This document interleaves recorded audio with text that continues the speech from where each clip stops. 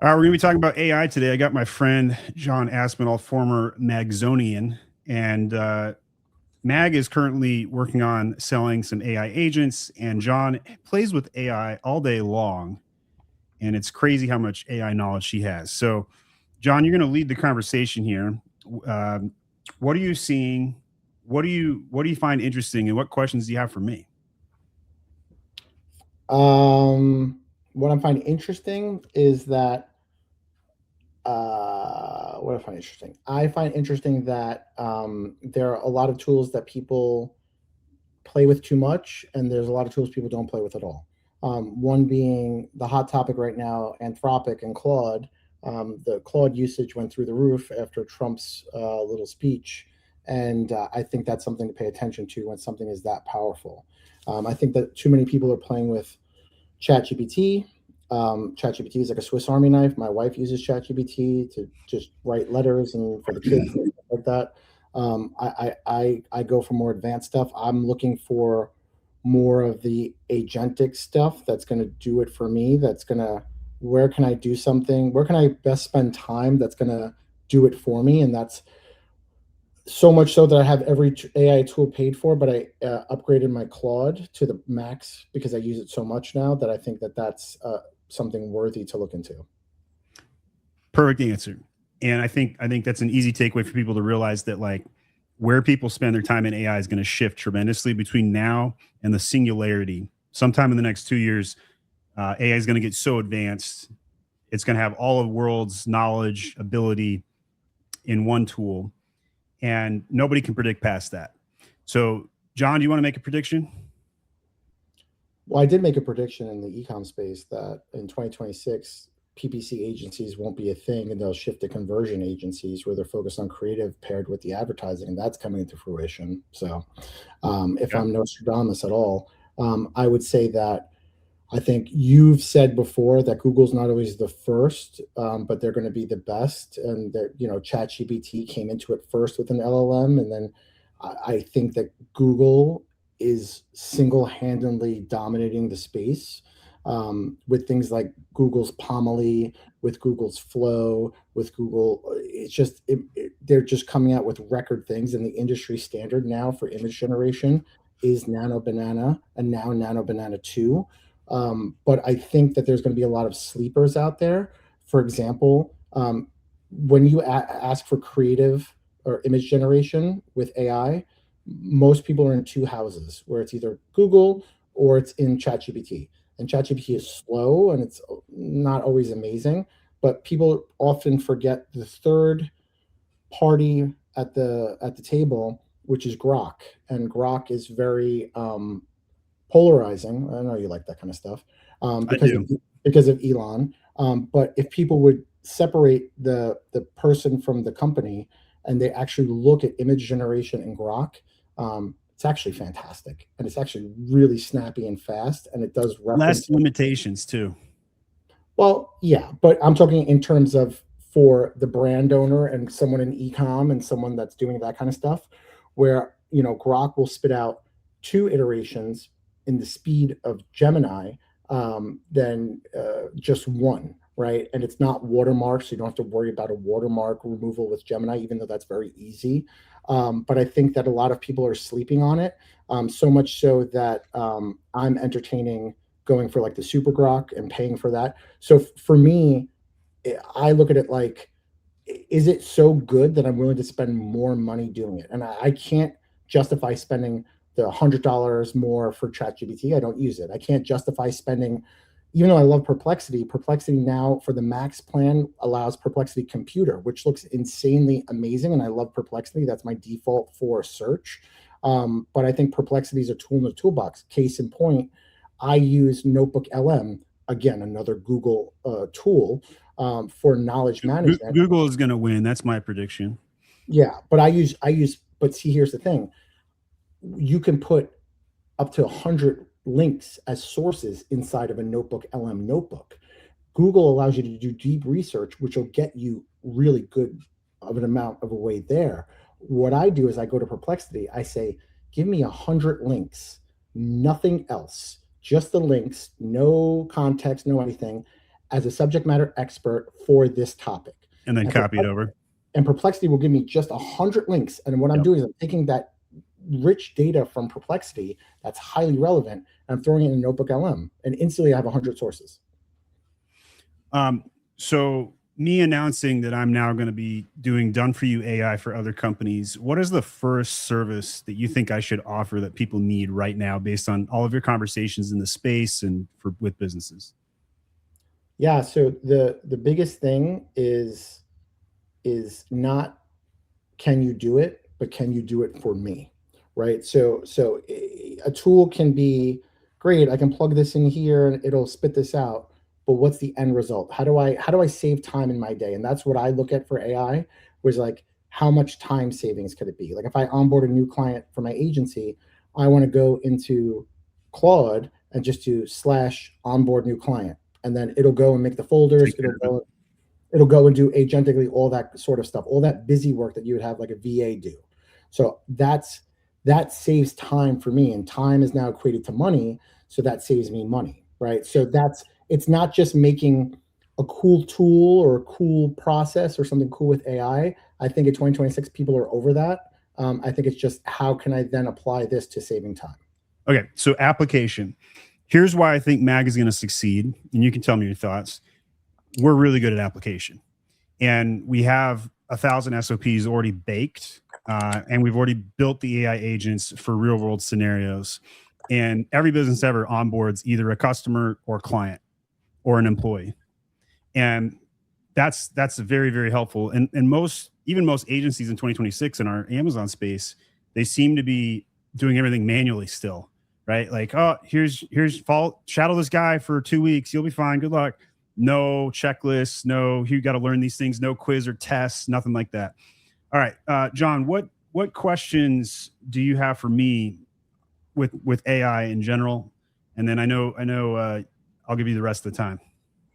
Yeah, no, I think for me, it's how to smartly implement it, right? Because you know me better than most folks that I have shiny object syndrome, right? So I'll sit down and I'll see I switch browsers like I switch underwear, because a new thing came out and stuff like that. So for me, it's more of like, I hope you switch your underwear more than once every 2 weeks, John. I switch my browser that frequently, I'll say that much. For me, it's more of like, what is the litmus test as far as like, this is saving you time, and this is, and where not to over engineer something. Like when can I say this is good enough, right? If I'm saving 20 minutes, is that good enough? Or do I keep on refining and spending time to save myself 45 minutes or an hour? Like, at what point is it like, just do? I think it's more important to talk about consistency, right? So saving 20 minutes is cool, but saving 20 minutes with the same consistent delivery every single time is how you franchise a cookie business, right? If you have people making their chocolate chip cookies 8 different ways, or you make them 8 different ways, depending on how you feel that month, then that's 8 different experiences. How do you know where the breakdown is? Whereas if you can program with an SOP, an AI agent, to document the same process and routinely scale it, I think that's a huge win. So it's not just a time saver, but it's also a retention play. It's also a better customer experience play. And that consistency allows you to sleep easy at night as a business owner. No, but I mean, moreover, like, let's say it's consistent and it's good and it's doing it every single time. But if I look at it and say, I want to add this little thing into it because this is going to make it better. My thing is, I do. Yeah, that's why you have.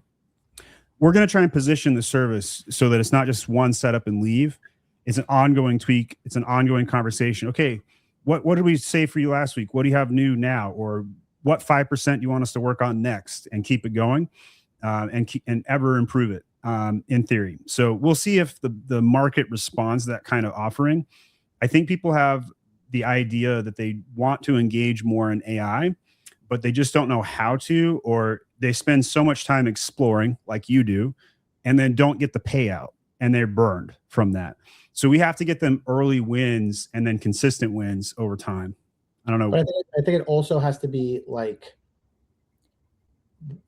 you know, you said it best, where it's like, yeah, I could switch to this service, let's say data analytics tool, and they could be, you know, half the price.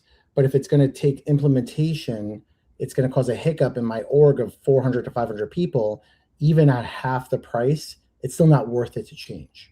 So I think that's where I look at it, where it's like, okay, I want to spend time doing this that's going to aid me in the future to save more time, or is it just easier just to knock it out now and do it? That's the problem there.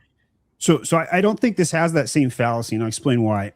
First of all, to get an AI agent to work, you have to document everything, right? So that documentation process is lacking at 95% of orgs, right? And what we know how to do is to choose what to document, right? Because there's a lot of challenges with what's actually important, what should go into that checklist of sorts.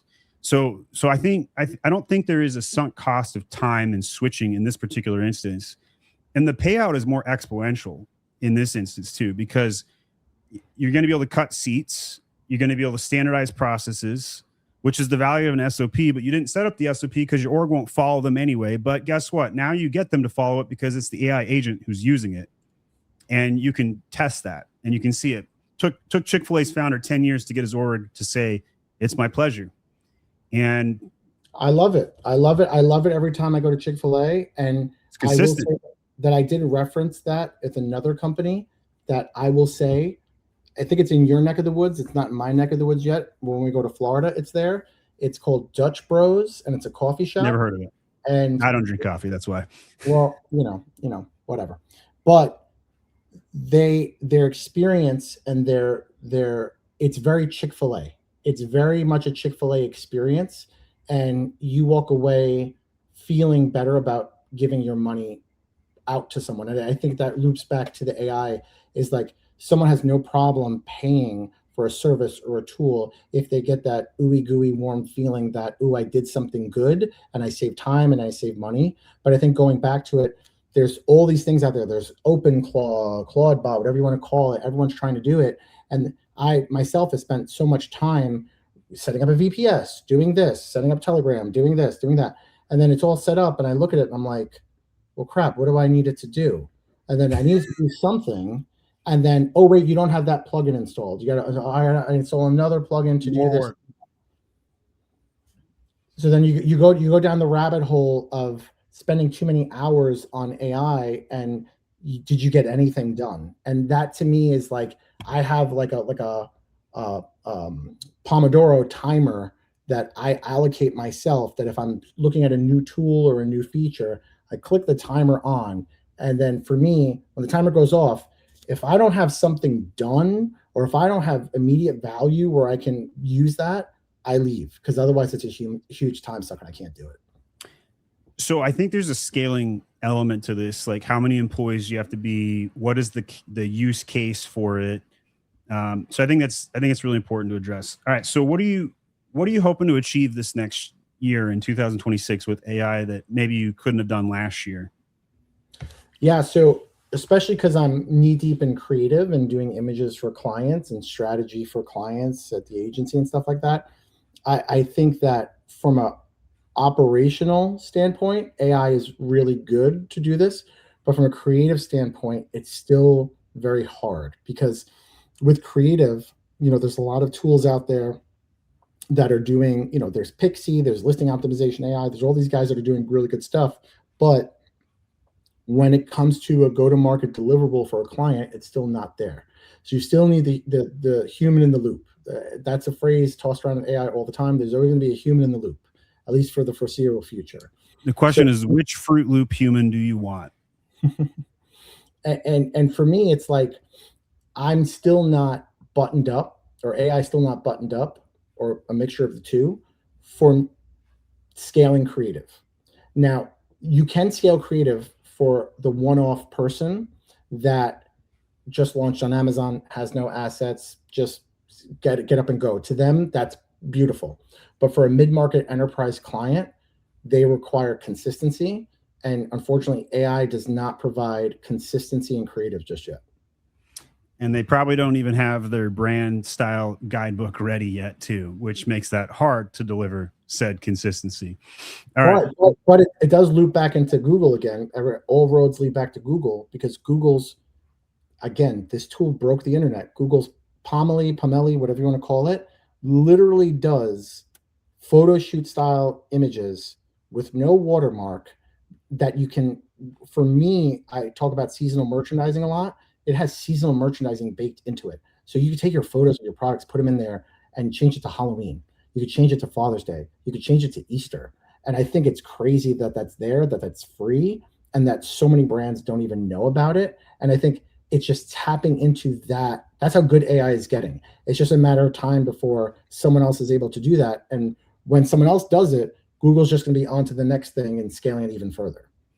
All right, we're going to have our social team put all the links into every technology that John referenced. I swear it's going to be 20 deep. I think Pixie's better than Palmelli at the moment, but that could change any hot second, or maybe Nano Banana 2 made the difference. I don't know. All right, so for those that don't know who John Aspinall is, go follow him on LinkedIn. The dude is putting out daily content about AI and creative. You guys are going to love it. And John, you want to drop your email in here? We'll put it in the which email? I got like 20 of them. Just follow me on LinkedIn. Just follow me on LinkedIn. We'll put his email in there and his LinkedIn link as well in the chat. Thanks, guys.